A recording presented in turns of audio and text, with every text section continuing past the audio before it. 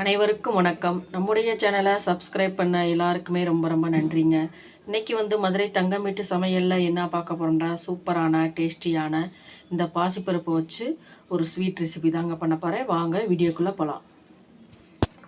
இந்த கப்பில் 1.5 கப்பில் பச்சை பாசிப்பயிறு எடுத்துருக்கிறேன். இப்போ தண்ணி ஊற்றிட்டு நல்லா அலசிக்கிறலாம்.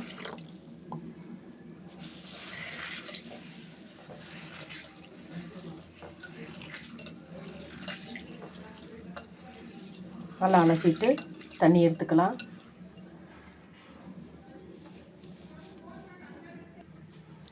ஃபஸ்ட்டு நல்லா கழுவியாச்சு இந்த பச்சை பாசிப்பயிரை. இப்போ வறுத்து எடுத்துக்கலாம்.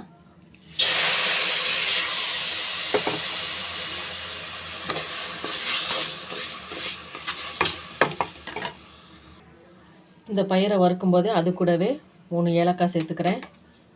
இந்த பயிர் கூடவே சேர்த்து அதையும் நல்லா வறுத்துக்கலாம்.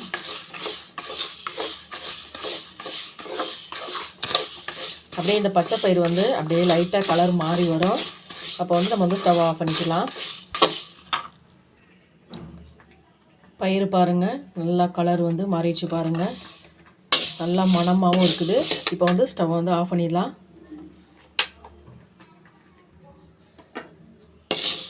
பயிர் பாருங்கள் நல்லா ஆறிடுச்சு. இப்போ மிக்ஸி ஜாரில் போட்டு நல்லா பவுட்ரு பண்ணிக்கலாம். பயிர் பாருங்கள் மிக்ஸி ஜாரில் அப்படி நைஸாக அரைச்சிட்டு வந்தாச்சு. இப்போ வெள்ளைப்பாகு ரெடி பண்ணிக்கலாம். பயிர் எடுத்த அதே கப்புலையே 1.5 கப்பில் நான் நாட்டு சக்கரை எடுத்துக்கிறேன். தேவைப்பட்டால் நீங்கள் வெல்லம் கூட சேர்த்துக்கங்க.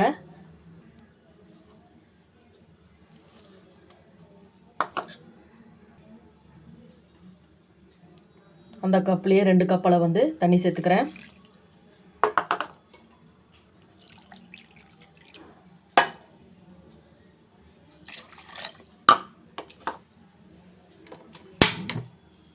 நான் எடுத்துருக்க நாட்டு சக்கரை சுத்தமான நாட்டு சக்கரை. அதனால் இது ஃபில்டர் பண்ணணும், அது தேவையில்லை.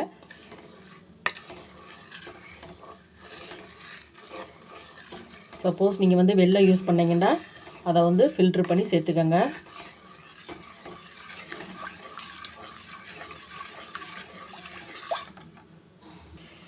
வெள்ளைப்பாகு பாருங்கள் நல்லா கொதிச்சிருச்சு. இப்போ ஒரு பிஞ்சளவு உப்பு சேர்த்துக்கிறேன். இப்போ மிக்சியில் அரைச்சிட்டு வந்த அந்த மாவை சேர்த்துக்குருவோம்.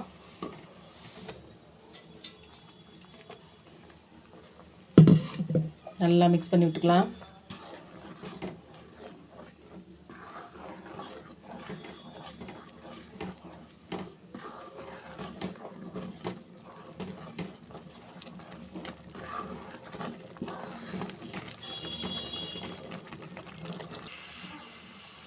மாவு எல்லாமே நல்லா ஒன்று சேர்ந்த பின்னாடி 2 ஸ்பூன் அளவு தேங்காய் துருவி வச்சுருக்கேன். அதையும் சேர்த்துக்கிறேன்.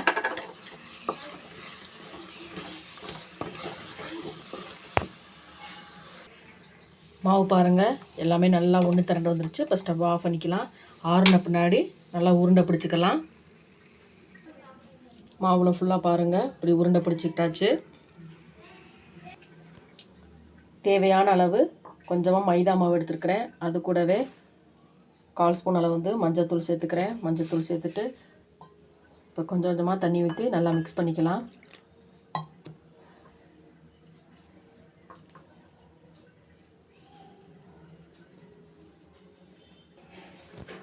பாருங்கள் மைதா மாவு நல்லா மிக்ஸ் பண்ணிட்டேன். இந்த மைதா மாவு எப்படி மிக்ஸ் பண்ணணுன்னா, நம்ம மிக்ஸ் பண்ணிவிட்டு பாருங்கள் கையை விட்டு பார்க்கும்போது அந்த மாவு கையில் அப்படியே இருக்கணும், ஒட்டி இருக்கணும்.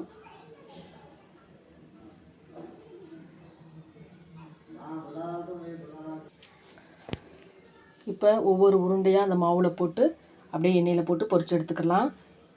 இந்த உருண்டைகளை அப்படியே கூட சாப்பிடலாம், அதுவும் டேஸ்ட்டாக இருக்கும். எண்ணெய் ஆல்ரெடி காய வச்சிட்டேன் பாருங்கள்.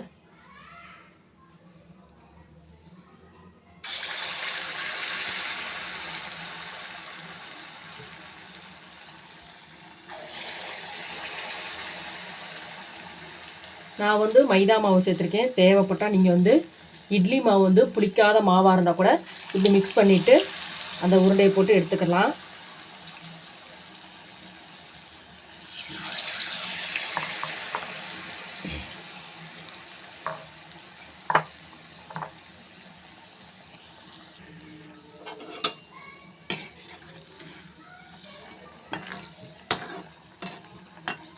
சிம்லேயே வச்சு வேக வச்சு எடுத்து வச்சுக்கோங்க.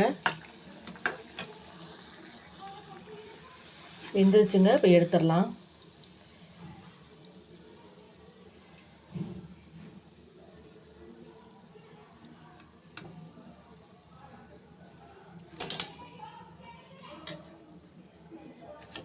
இதே மாதிரி எல்லா உருண்டையும் போட்டு எடுத்துக்கலாம்.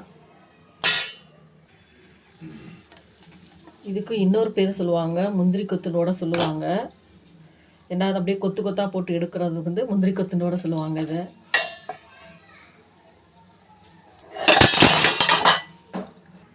பாருங்கள், சூப்பரான ஹெல்த்தியான ஆரோக்கியமான பச்சைப்பயிறு சுயா ரெடி ஆகிடுச்சு பாருங்கள். ரொம்ப ரொம்ப டேஸ்ட்டாக இருக்குங்க. பாருங்களேன் எவ்வளோ சாஃப்டாக இருக்குன்னு பாருங்கள். நல்லா சாஃப்டாக இருக்கும், ரொம்ப டேஸ்ட்டாக இருக்கும், சத்தானது கூட. இதுக்கு இன்னொரு பேர் கூட சொல்லுவாங்க, முந்திரி கொத்துனோட சொல்லுவாங்க.